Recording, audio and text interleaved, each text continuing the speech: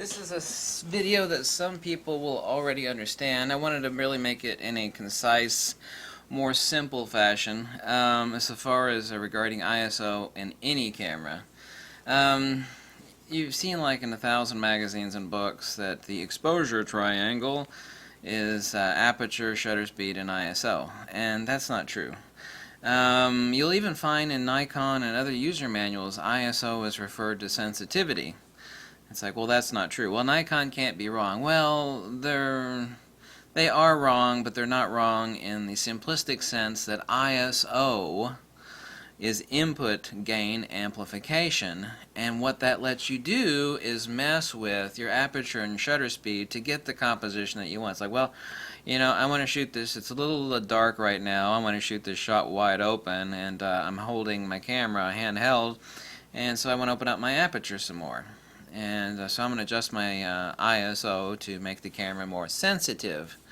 And it's not actually making your camera more sensitive. What it's doing is input amplification, but not at the level of the sensor. It is signal amplification. And then we enter in issues of SNR, signal to noise ratio. You see, volume is something totally different, like the brightness sliders and Lightroom and whatnot.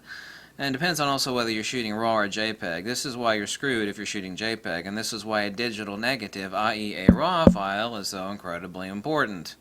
You actually have the ability, okay, to change a lot of stuff that you just don't have the ability to do with JPEG. It's just the notion of shooting JPEGs professionally, and it's fine. I mean, I was basically shooting JPEGs for 20 years with film. I mean, what the hell you got is what the hell you got, baby. You could adjust things in the dark room with exposure and dodging and burning, and that's kind of like messing with a RAW file, but I mean, every piece of film was like a JPEG. But if given the option back then, it's like, well, you could have a RAW file version of film. It's like, well, yeah, I'm going to take that. So, but anyway, getting back to ISO. ISO is applied gain or input amplification. It is not exposure. Part of the exposure triangle is definitely not ISO. ISO lets you mess with shutter speed and aperture, but ISO is A, not sensitivity, absolutely not, and B, not exposure. Exposure has nothing to do with ISO. All exposure is time and gain and time. Gain being the efficiency of the sensor, pixel pitch, the t-stop of the lens, your actual aperture, and of course your shutter speed. Whether it's a leaf shutter or focal plane shutter doesn't make any difference. ISO in digital has zero connection to exposure. However, using the same lets you, as I said, adjust exposure, adjust your shutter speed, i.e. the time and aperture. So in that sense you can call it a type of sensitivity, but it is not. There's no difference between electromagnetic radiation in the visible spectrum of the electromagnetic spectrum and that of radio. You notice here on the side we have this interesting knob called volume. That would be like your brightness slider. And these are only found on professional radio. This is not that much of a professional radio, but it's a lot more professional than the standard one. It's a shortwave receiver. It does AM and FM. And down here you have an interesting knob called RF gain. And you're able to plug in an external antenna. Okay. Applied input gain. What's the difference between volume, brightness, and gain, i.e. ISO? This is basically like an ISO knob. Okay, for my radio. Gain, RF gain, radio frequency gain. Input amplification. However, when you amplify everything, you're also amplifying noise. Like, well, I can shoot in the dark of night without a flash and, jack up my ISO to 40,000. And that ISO is applied gain. Unfortunately, since there's not enough true gain, i.e. light that actually strikes the sensor, what you're doing is you're raising the noise up along with the signal received. However, here comes the magic, and I made a video about this several months ago where I showed that I couldn't see my own damn hand in front of my face. I was shooting at ISO 40,000, and I was shooting across the room at my house in Florida, and everything was just nice and real. It was a nice shot of ISO 40,000. I couldn't see a damn thing. The only illumination there was off far off to the corner, just a crack of a door being open. I mean, it was just dark. Couldn't see a damn thing. But the picture came out lovely. And I was doing that handheld at like 1/15 of a second, ISO 40,000. Picture came out lovely. The reason for that is your camera is not a sensor, by the way. Your camera is an image processor. And what is captured at the level of the sensor once the shutter speed is actuated, once the aperture, all the light passes through the aperture and the shutter speed, is signal processing. Noise has certain frequencies. It's kind of like, about on a radio where you could dial in Voice of America. You people don't know about that sort of stuff. You could dial in certain radios on certain frequencies. I think you get that kind of point. Noise has certain channels. It's like, turn to 98.5, Voice of America. Noise has certain channels, and by applying SNR, signal-to-noise ratio algorithms, there are certain channels, frequencies of noise. And what this does is the signal is processed, it eliminates out those channels. So you're actually listening only to, instead of the noise in the signal, you're only listening to the signal. This is why cameras have gotten so much better. And then it doesn't have jack crap to do with the sensor. It has to do with signal processing. Signal processing. People are like, oh, it's got a Sony sensor in it. So what? A camera is not a sensor. A camera is a signal processing device. It's a computer. It's a number cruncher. Okay? 80 converters, FSNR firmware, buffering, but sensor is not a camera. There is a sensor in your camera, but a camera is not a sensor. It is a signal processor.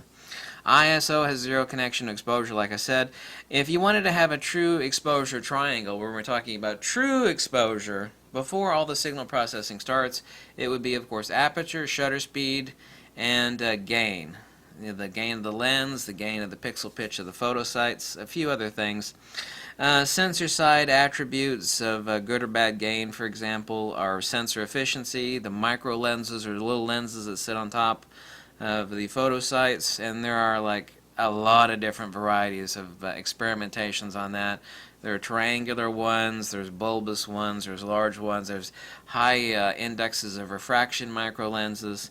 The photosite size, the photosite color sampling array, like a Bayer array versus an X-trans array on the Fuji sensors. The gain and the t-stop of the lens. But the exposure triangle is really a lie. But in very, very stupid terms, it's the truth. But ISO is not sensitive. People get that notion because they read their camera manual. It's like, well, you adjust your ISO, you're adjusting sensitivity. You're not. You're not adjusting true exposure sensitivity, okay? Exposure sensitivity. I mean, what is really, really, really captured of the light that passes through that lens, through that shutter, and hits the sensor. ISO is not connected to any of that crap. ISO is applied gain.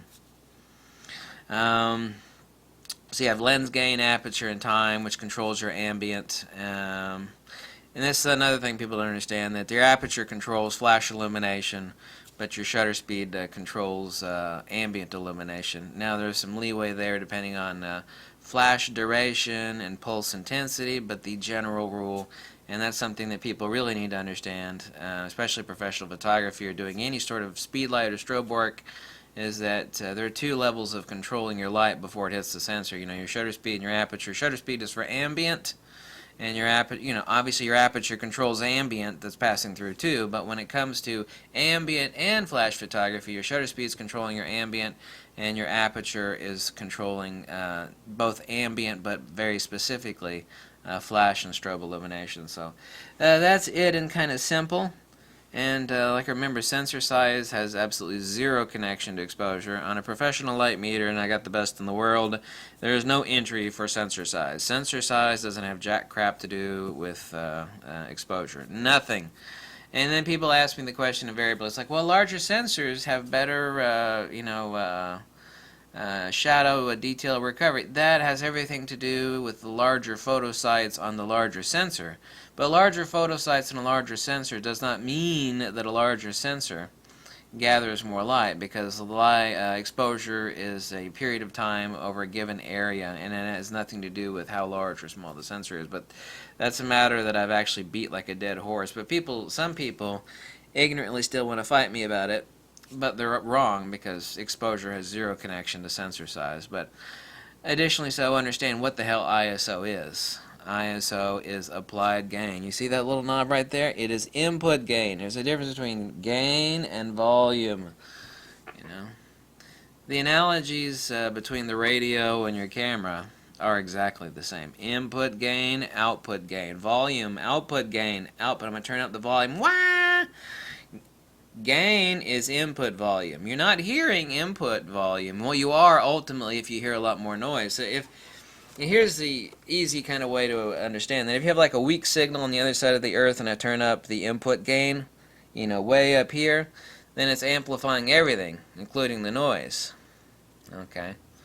Now the antenna is directly analogous to the sensor on your camera. The antenna is in its efficiency as far as receiving the signal. But there's signal processing inside your camera that is able to recognize the frequencies of those noises. So while I'm able to crank up the input gain on a weak signal, the noise in there gets amplified. But thanks to greatly improved technology and understanding that noise has specific frequencies, we're able to dial out most of that. It still is the case that if it's just pitch damn black and you take a shot, your sensor does work off of electrical charge so far as light, the coaxial circuit of light, causing a reaction on your sensor. So, your camera still does, but however, it's really amazing, like that one video I made where I couldn't see a damn thing. I couldn't even see my hand. I was at 40,000 ISO. I took a shot at 1/13 of a second, I believe, and I got a video on that. And, the picture turned out like, wow. It wasn't an amazing shot that you wanted 20 by 30 of, but it's like I could see every damn thing. And, be perfectly valid for many types of photography. So that's how good sensor technology is not improved, really. The sensor technology is not really improved in 7 or 8 years. It has not. Some of the micro lens designs have improved, and some of the back layering of copper, but ultimately sensor technology is not drastically improved. What has drastically improved are 80 converters and signal processing. Signal processing has drastically improved. The limitations of current sensor technology can't really go that much further. They can't. They can't, because it's already at its limits. It's even at not too very far away from its theoretical limits. Anyway, that's a point for another sketch. So ISO is not sensitivity, and ISO is really, contrary to the BS you've been told, really not part of the exposure triangle. So catch you later. If you like this video and drop a buck or two, go tell me to jump off a cliff, or send me a juicy pizza covered with cheese. I'm just kidding about that. No, I'm not. I'm so not kidding about that. Thank you. Bye.